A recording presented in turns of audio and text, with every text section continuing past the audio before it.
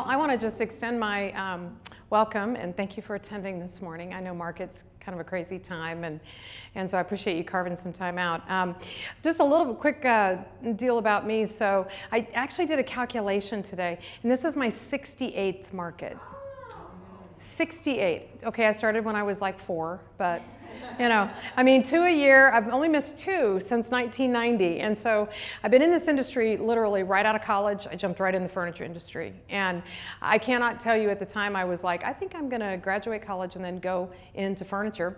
It didn't happen that way. But once you get in like this industry, it's hard to not do it because of the relationships we make and all the experiences that we have and the great friends we make and all of those things. So it's been a wonderful, wonderful ride for me. And I've had a chance to work for some of the best brands in our business, like Thomasville and Bernhardt and Rowe Furniture and Palliser. I was executive vice president for Palliser for a number of years. And it was just terrific. So I jumped out and started my own company in about 7 years ago so that I could help companies and businesses and organizations with their strategic planning and leadership and how to coach and how to actually put together a successful team, because I've had to do that, you know, lots and lots of times in my career. And so I would tell you that as you'll see during this presentation, I think there are very few things that you do that are more important than taking care of your team. Because as we know, it's hard to find a team, and it's hard to keep a team, and it's hard to motivate a team and make sure that they are happy with what they're doing, no matter what it is they're doing. Whether you're an independent sales representative or you're working on the furniture floor or working in a warehouse, it doesn't matter. You got to make sure that you get the team and you keep them happy. So we're going to spend this morning talking about a process that I've used over a number of years that's been very, very successful in developing teams and helping them to feel part of something bigger in the organization. And I hope it resonates for you too. So, you know, and it's the one thing I have learned in doing this a number of years, as I've already said, it is tough to make everybody happy, and there's a lot of reasons for that. You know, if you look at from the Bureau of Labor Statistics, and by the way, this is one of my favorite blogs. If you ever want to know a little bit about what employees or the workforce is thinking, it's called the When I Work blog by the Cirrus Insight Company.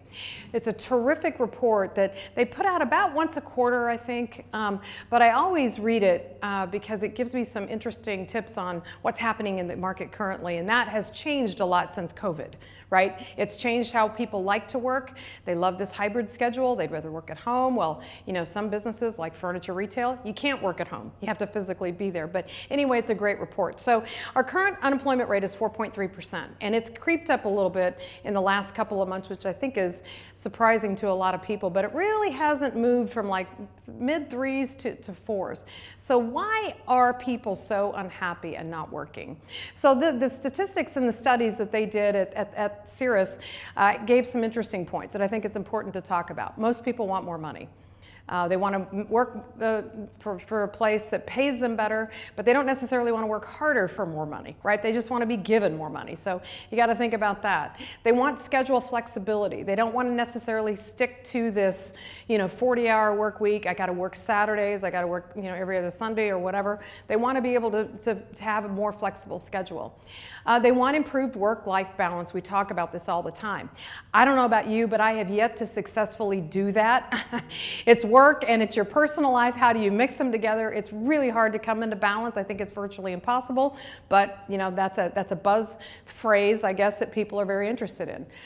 Who doesn't want less stress? People feel stressed out at work. They were stressed out during the pandemic. I think from what the research shows, it still carries into now I got to go back to the office. I've got to do this. I've got to balance all of these things. So everybody wants less stress. They want better benefits, whether it's health benefits or other things that perhaps you could provide as an employer to your employees. Lack of recognition. Man, this is a big one. I talk to companies when I go in to do strategic planning, or I go into fractional roles into companies. This is an easy one to fix, and yet so many employers just pass right by it. recognizing terrific results, recognizing terrific effort. And it doesn't have to be some big grand award that we give somebody. It's just saying, man, you did a great job, and recognizing someone in front of someone else. But it happens all the time, and that's why this is one of the things that most employees are frustrated by. They have no confidence in their leadership. Whether that's deserved or not, I'm not really sure, but they really don't think the leadership has a clear path defined going forward. So that's a problem. A toxic culture, you hear a lot about the culture, right? We're going to talk a little bit about this and how it's so important to create an environment for your team to work in that they actually look forward to coming to work every day. But two bad apples make a bad bunch, or whatever, make a bad bushel. This is certainly true in a work environment. If you have somebody in there that's toxic and negative and constantly nitpicking and never happy, it can really, really permeate throughout the organization. And then finally, micromanagement. Your boss sitting on top of you, questioning what you do every day. Are you really committed? Are you really loyal? Just no autonomy and very little empowerment is a real problem. So these are the things that people are saying that, really cause them frustration at work. So then the Gallup Gallup organization produces also some terrific reports that I would highly recommend. And you can get on their newsletter and get their notifications and their emails on a regular basis. But they did a study just this past January that stated that U.S. employee engagement is now at a 10-year low. I thought that was pretty scary, actually.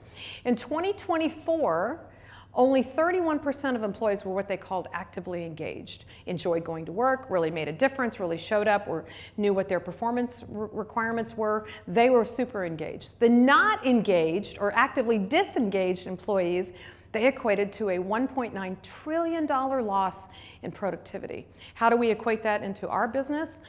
If you're not engaged, you're probably not, if you're a salesperson on a furniture floor, you're probably not working on making that transaction happen. You don't really care if the customer buys or not, even though you're on commission, which I never could understand, but it happens, right? Don't you get paid to sell and yet you're not selling? I'm not sure how that works, but anyway, about $1.9 trillion. That is a lot of lost productivity and revenue, right? And then the percentage of actively disengaged workers was 17% in 2024. And you guys probably heard this coming out of COVID. It got coined as quietly quitting. What does that mean? Well, I'm putting my time in. I'm working from home. You don't really know what I'm doing, but I'm here. I'm collecting a paycheck, and I'm waiting for the next best thing to come around. So real problems, I think. So if you talk about the big declines in employee engagement as this Gallup study continues, so why is that happening? There's no clarity of expectations. So just 46% of employees know what's expected of them at work. And so much of the time, I think we hire people, we hire a body, we put them in, we keep them, try to keep them happy, whatever, but they have really no idea what's expected of them. If you're a furniture salesperson, do you track sales? Do you talk to them about sales? Do you talk to them about margin? Do you talk about anything that they are expected to do? A lot of people say they have no idea.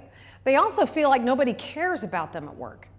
Whether they're in or out, or they show up or not, or something's going on in their family, or maybe they have a parent who's ill or a child who's struggling or whatever. Nobody really cares because nobody asks them.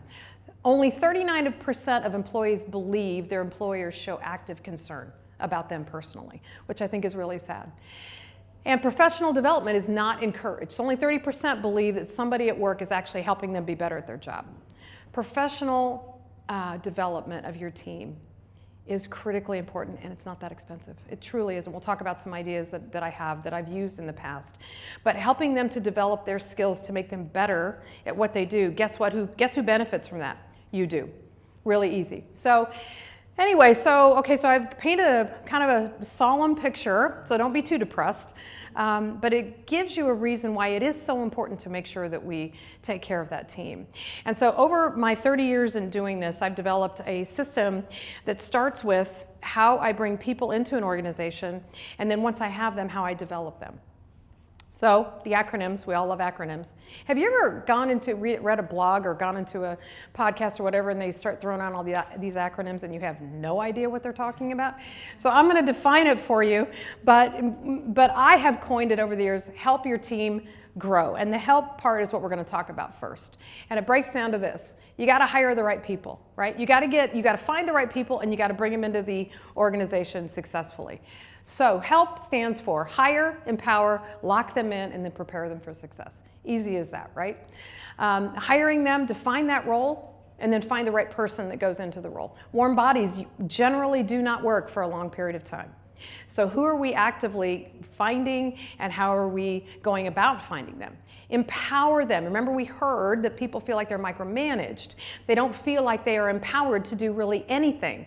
So empowering them at the right time and then activating them for great success. But you are identifying and maximizing those strengths, which are really important, and then you watch them execute.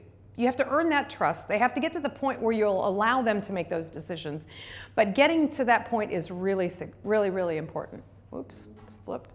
And then locking them in. Show them that path forward. And locking them really means you want them to stay, right? You want them to stay up as a part of the company, because if you have to replace employees, it's expensive. It's expensive in the lost productivity and the lost business that you have. So you have to make sure that once they come in, they feel like they're a part of the organization and they want to stay. And then finally, prepare for success. Provide coaching and training and motivation and measurable, clear KPIs so they know what's expected. And then recognizing those efforts too, like we've talked about. Okay, so let's take the first one. Hiring, defining the role, finding and recruiting the right people, and then onboarding for success. The first one kind of falls into that duh category. It's like, well, yeah, why wouldn't I do this? But you wouldn't believe the amount of companies that I go into that don't have job descriptions. So you have all these positions, and it doesn't matter if your company is 4 people, 2 people, or 50 people or more.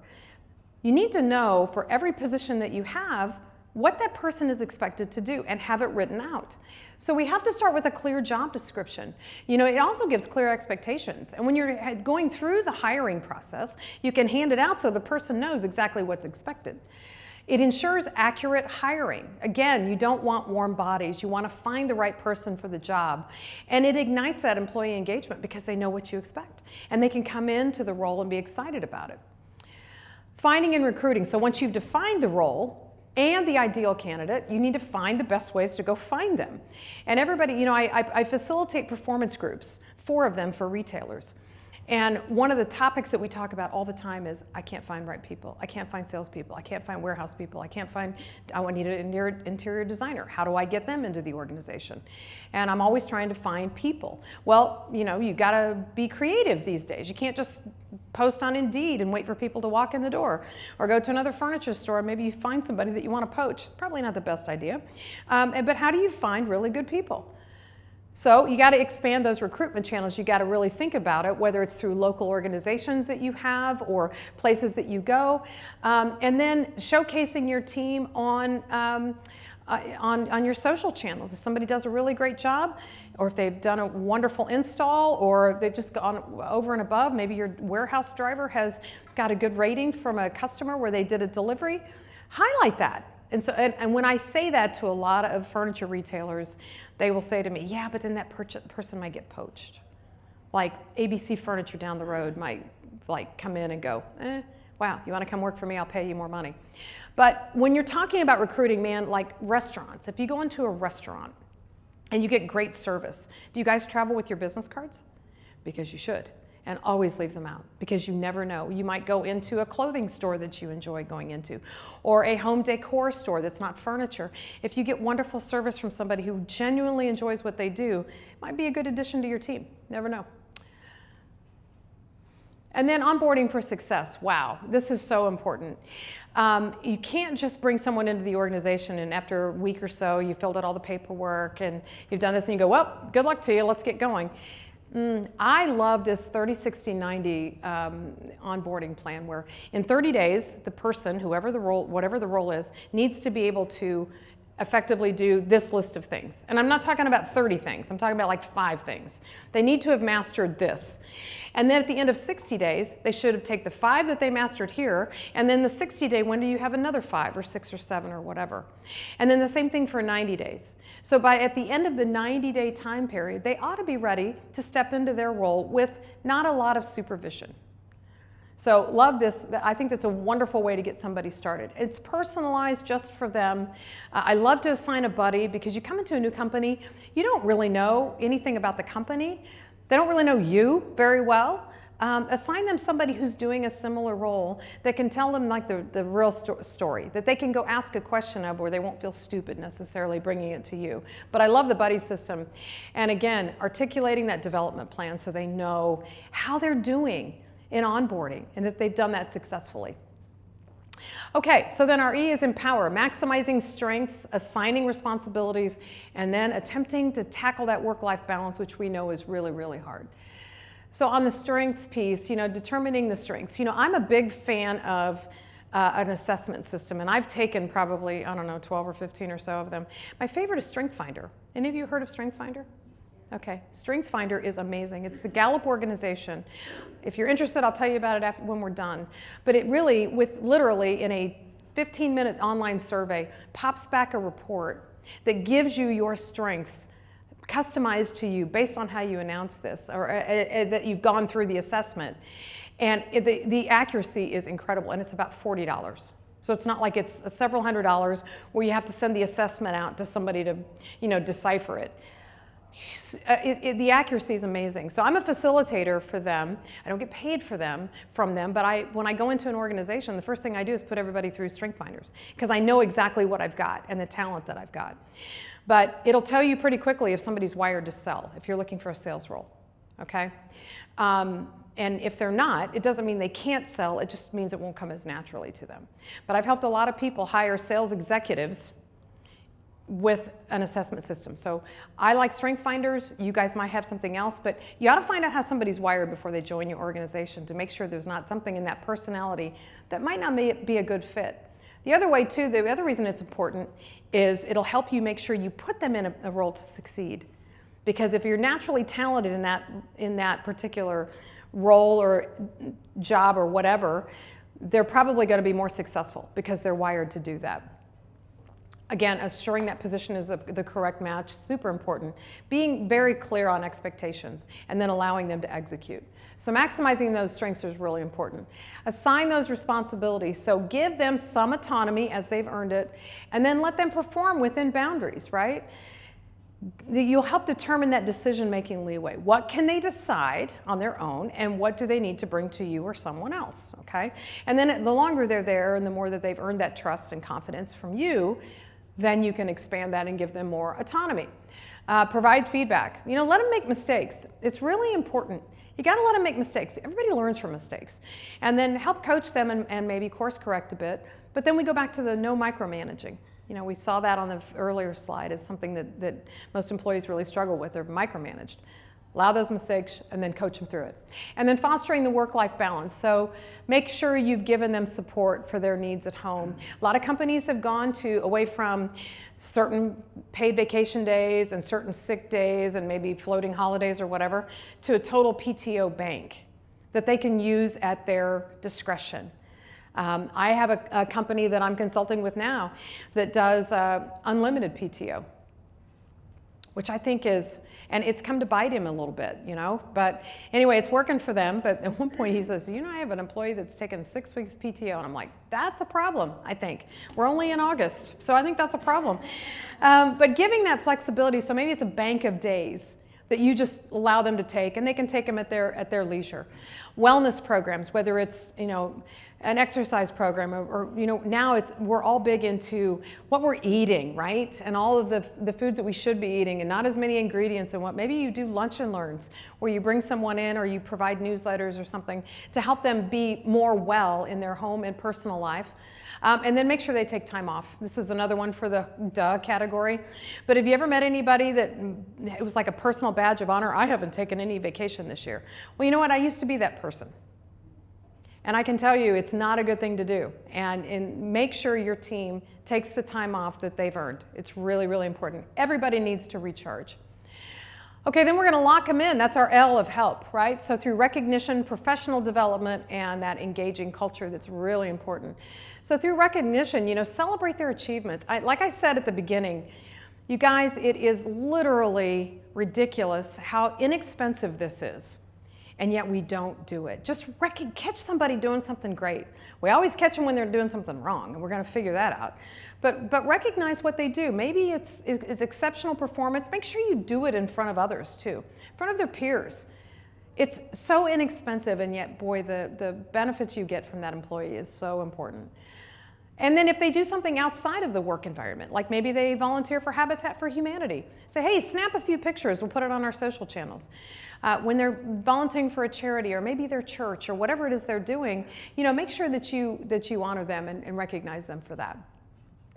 Okay, professional development. This is really, really important.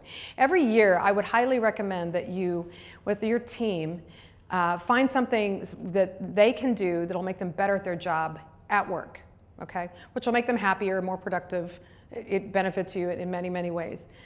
Whether it's belonging to an industry association, local organizations, or whatever. I'll give you a quick example. When I was at Palliser, we had customer service departments in Canada and Mexico. And the person who ran our customer service team was in Canada. The Mexico team, the overwhelming majority of them spoke Spanish. Well, our director of customer service could not speak Spanish. And so she had a hard time communicating between the two. And so every year I assigned my team one professional development goal that they got to pick. So they could pick whatever it is that they wanted, but it had to translate into something that would make them better and more competent in the role that they had, or more confident, or whatever. And she said to me, she goes, Lorri, I would love to take a starting Spanish class.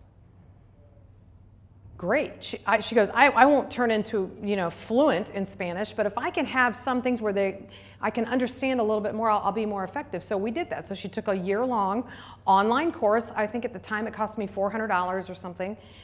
And by the end of the year, took the whole year, but she used it throughout the year, she felt more confident in talking to her team. Her team enjoyed it because she made an effort to learn. And so it was amazing. But that's just a great example of $400 that I helped her be more confident. And you can do, whether it's somebody who wants to communicate better, maybe they want to do better floor plans. Find a local community college where you can take an interior design course at night or whatever. Anything, you guys, I'm not kidding. Investing in them to make them better is so important. And then that engaging culture. We don't want a toxic culture, right? So you want to create the environment where people want to be. They want to be there. They'll thrive. They love to show up to work every day. So team building activities are so important. Make sure you have lots of open and honest communications when there are challenges in the environment. Handle problems as they happen. And then actively look for ways to make your company fun. You want people to go, I get to go to work, not, oh, I got to go to work. Big difference in the output that you'll get. And then our final of help is P. We want to prepare them for success. Metrics and KPIs. It's really hard to figure out how to make somebody better if you don't chart how they're doing. You can guess, you can think, well, maybe we might do this a little differently. Really, really hard. So whatever the KPIs are, they need to know what is expected of them. So maybe it's 2 or 3. I've had some CEOs that have assigned like 6 KPIs, and I'm like, you might as well just stop, because then everybody's like, I have no shot at ever accomplishing all of these. And most people have a little competitive spirit and they want to do a great job. So 2 to 3 is what I say maximum. And it has to be tailored for their job. The other thing too, I always love to have the employees participate in talking about what those are. Right? So you're not giving them the goals. They can help work on what they want them to be. You're going to make sure through one-on-ones, which we're going to talk about next, that you collaborate in the goal selection and then talk about the feedback and support of how they're doing towards achieving them. So really, really important. Then finally we get to our motivation and success. Again, encourage and engage and store commitment and celebrate that performance. Make sure you celebrate their wins, super important. Outside speakers, lunch and learns, I really, really love this. And I love to bring in industry people or thought leaders, and it doesn't have to be some big grandiose thing. It can be just something that the team would be really interested in knowing more about. Like when Sherwin-Williams brings out a new color of the year.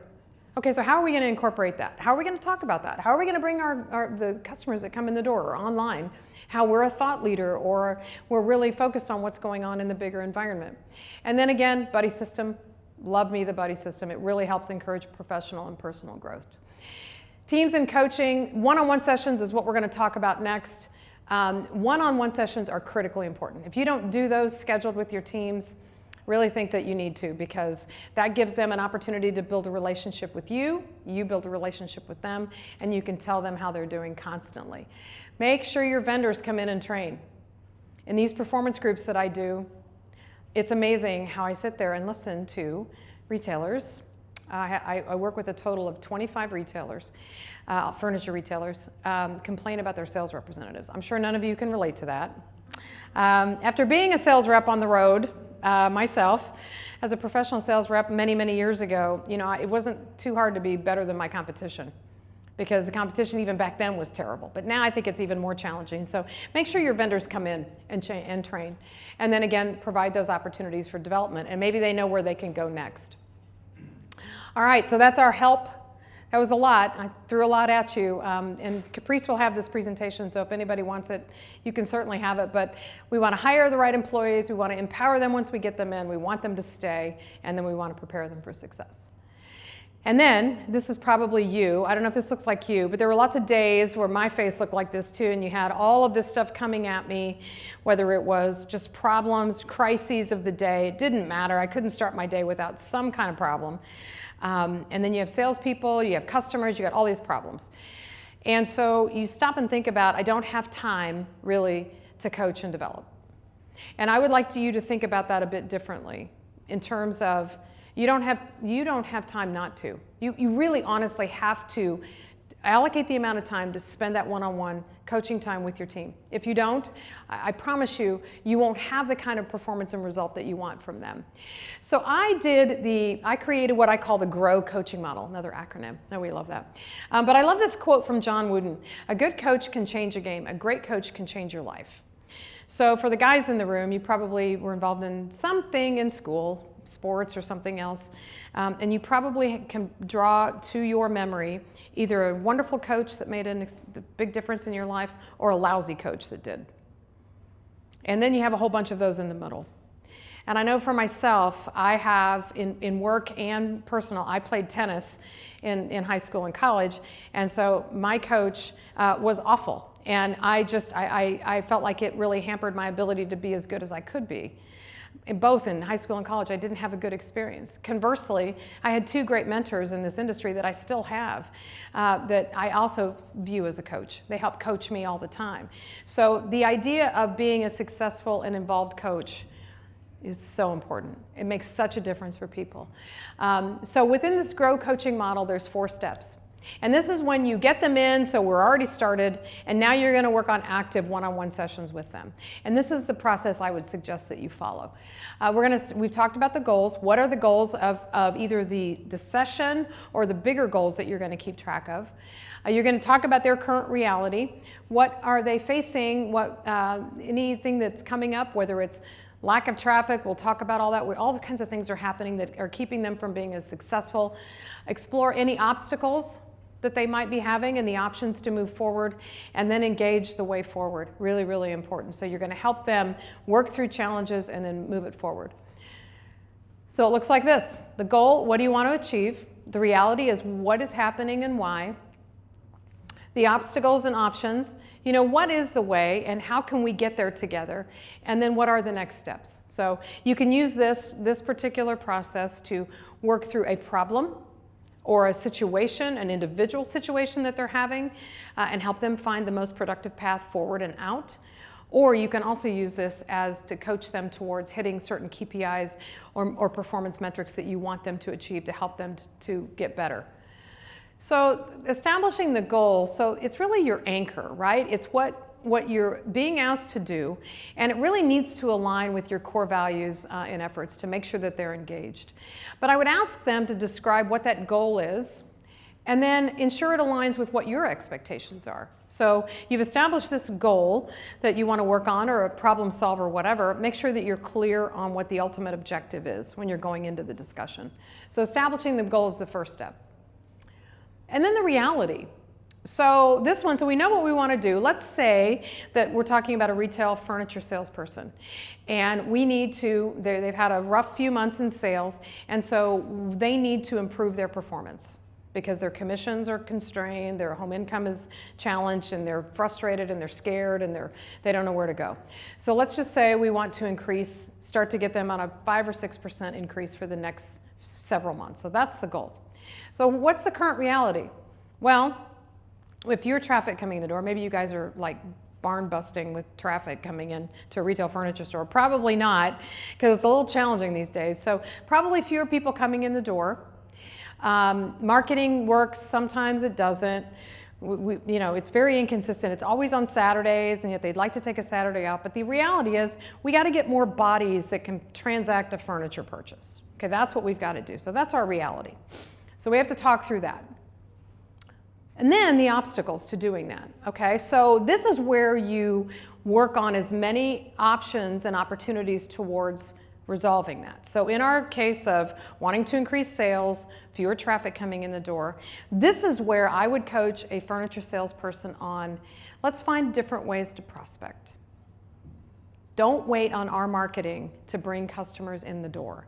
Because you know what, guys? We used to have, I think it was 4.6 visits that a consumer would make to different furniture stores. So almost 5 stores they would go to first before they would initiate a decision. You know what it is now? 1.8. And I think that 4.6 was like probably 10 years ago. So it was before COVID. So COVID definitely directed how we shop for furniture now, but with the presence and explosion of online opportunities, people do their research online. They don't need to go to 5 furniture stores. They need to maybe go to 1 or 2 and then do their research online and figure out what they're going to do. So every person that comes in the door is like a nugget of gold that you have to make sure that you really cultivate. I hate to say take advantage of, because nobody wants to be taken advantage of, but man, you got to do something with that body that walks in the door. So there's different ways to prospect, to go find new customers, to, follow up to me is something that salespeople never do a good job on. And we work on this a lot in these performance groups. Either follow up before the transaction or follow up after the sale. If somebody hasn't bought yet, what are we doing with them? Are we just going to let them decide to come back in or go to somebody else's store? What are we doing to follow up with them with notes or sale promotions, or they looked at XYZ furniture and now that we've got a new assortment in, so I wanted them to come in and see it. It doesn't always have to be around a sale, but there should be some incentive to get that customer back in the door. And then conversely, after the sale, do you know that 65% of retail furniture salespeople do not follow up after the sale? Why don't they do that? Fear. Fear of what? They'll go, hey, or gosh, I got it this chair just doesn't sit right, and this isn't working. I'm like, oh, so you have a problem with this customer and you don't want to know about it? Why would you not want to know about it? Really? But so many salespeople are like, out of sight, out of mind, don't need to know, but they don't follow up. And yet, you can follow up. Most of the results are good. Most of the experiences that these customers are having with their new furniture is good. So find out what the next project is. Do you have any friends or family that are working on anything? I would love to work on another project. So who else do you know? But they're afraid to ask that too. But that's a way, that's an opportunity going forward that hopefully that they can do some prospecting on their own. But you guys, they won't do it unless there is a process or you encourage them to do it. And then finally, the will and the way forward. So in our example, so we've talked about what, we're going to increase sales, fewer traffic, need to find ways to prospect. You start brainstorming ideas on how they can get more business in the door, or maybe change the way that they interact with the person that does come in the door. And then as they have success stories, you share them with the rest of your team. Not you, they do. Yeah, I did this project. I called Mrs. Smith and she purchased something for me, 6 months ago, and I hadn't heard from her, so I talked to her and she said, oh yeah, and then she started talking about, I really could use a new area rug. Great, so I had that conversation with her, and guess what? We ordered a rug. And they go back and tell the team about the success they have, because if you tell them, it's like, well, what do you know about what I do? But if they tell them, they're doing the same thing that they do. So it's really important that they hear it from them and not necessarily from you. But this is just an easy way to coach through a particular goal, a particular initiative, or if you have 2 or 3 professional goals or business goals that you've set for your team, on your one-on-one coaching sessions, you can use this same process to follow to make sure that you're tracking progress. So do you guys do scheduled one-on-ones with your team? Yeah, it's kind of, yeah, good. Not as much as we should, but a little bit. I would highly recommend that you get something on the calendar, and I'm not talking about weekly, because I think that's overkill.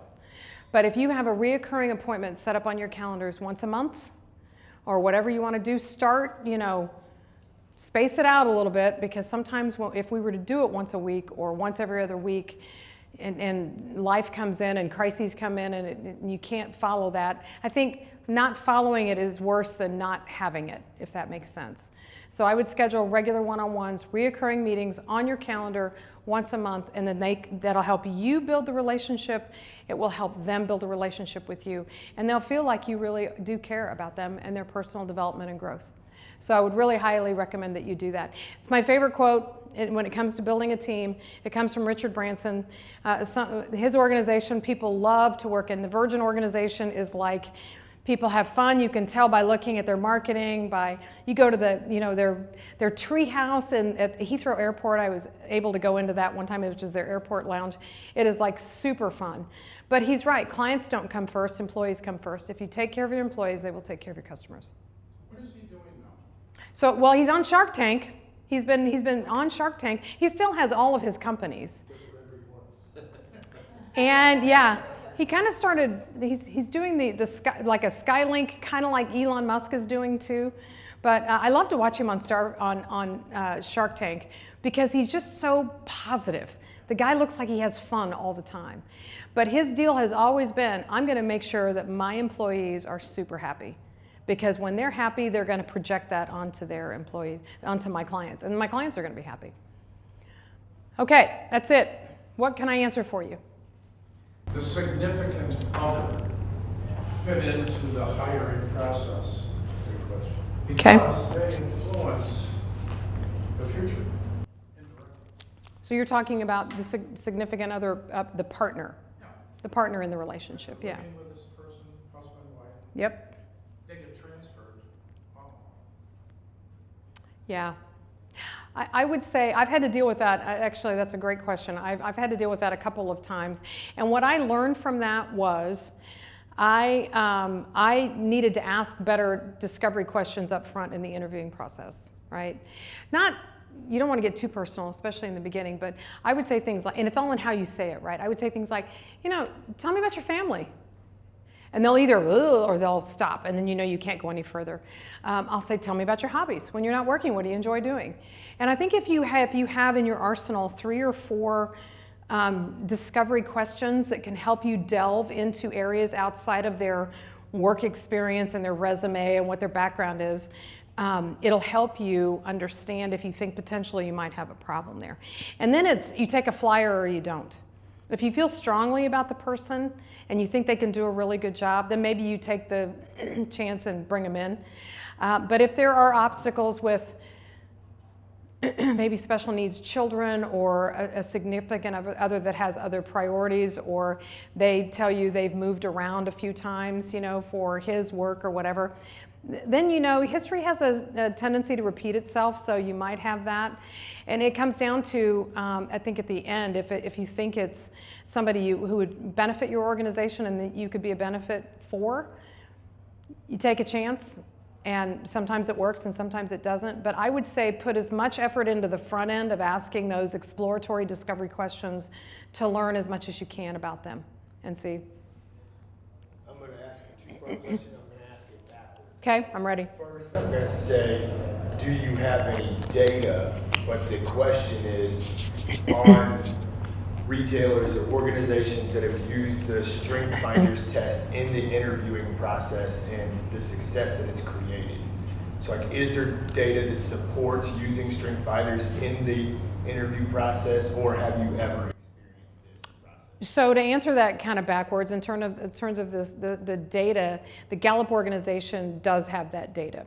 In terms of Lorri doing it, okay, and I've done it for about 7 or 8 years. As a matter of fact, before I started my own company in 2018, I put myself through it. And then I sent it to a facilitator and said, am I wired to do what I'm wanting to do here? And he said, based on what I see here, I think you are wired in terms of strengths to do that. So I would tell you that I can give you one specific example with a client that I'm working with that ran through, it's a software, a point of sale software, a furniture point of sale software company. And they ran through 4 executives, sales executives, in the course of about the 4 years I've been working with them. And every single time, the CEO would have me interview the candidates. And I just had the gut instinct. So finally, on the 3rd candidate, the 3rd time we had to make the replacement, I said to the CEO, let me administer StrengthsFinder.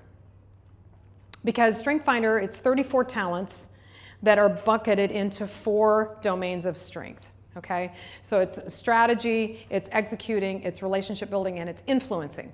And influencing is your ability to sell. I mean, pure and simple. I could explain it to you in 15 minutes, but we don't have it. But it comes down to, if you have, there's 8 talents in that. If you have influencing strengths or talents, chances are you're going to be a successful salesperson, okay? Because you're wired to want to influence people to come around to your way of thinking is what it means. So on position 3, this particular candidate had in their top 10, 2 influencing skills, whereas if you're going to be a sales executive, you should have 5 or more. And the CEO still loved this person, thought this is who I want, we're going to roll the dice anyway. The person made it for 18 months, was never successful. So I just a year ago, I just convinced this CEO, I said, let me run your interviewing process. Let me do it. And so they just put in someone who has a very high tilt to the scale in that area, and executing, which is beautiful, because creative, influencing people typically don't want to turn it over to somebody else to do it, right? But this person had a wonderful balance in those 2 things. She has been their vice president of sales for 8 months now, and has closed more business than the previous one did in the 18 months he was part of the organization. So the actual statistics, if you're interested, I can help you get to those through G.R.O.W. because they're phenomenal to see. But I can tell you my own personal, if somebody's struggling, or if I go into a company and I put people through StrengthsFinders and they're sales leaders, and I know I'm picking on sales here, but you can do it for other roles in the company, but sales is the easiest one to explain. If we go in and they don't have those strengths, and the company's struggling for revenue, I'm not a rocket science, I don't have a crystal ball, but when I look at that, I'm like, this is your problem. It's all about getting the right person in the right seat and getting the wrong person out of the seat and find them another seat, or maybe they have to step off the bus, whatever it is. But that's what StrengthsFinders helps you do. And we did StrengthsFinders as well for specific positions. So if you have somebody who's very successful in their position, in the back end or sales, what you're looking for, you give it to them and you see where their strengths are. And then in that hiring process, when you're giving StrengthsFinders to your applicants, then you're seeing, okay, they've got a lot of the same strengths as this person who's very successful. So it's a way to go, okay, that they're going to be successful. Yeah. And it works for the back end as well. Oh my gosh, it works for everything. It truly does. I have a question. We're pretty good about training and coaching.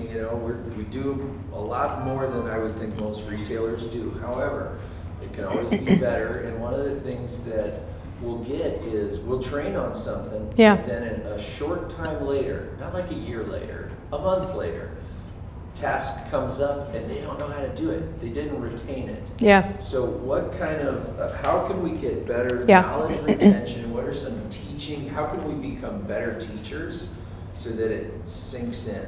Yeah. Any tactics? Great question. I would tell you that it goes back to those one-on-one sessions, number one.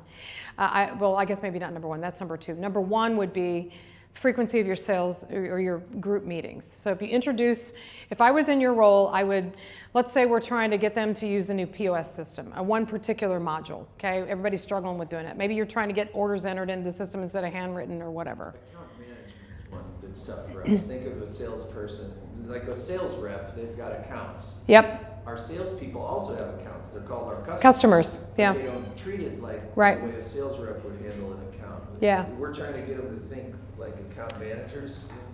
Anyway, Yeah. I would, first of all, I would make sure the system you want them to follow is not laborious.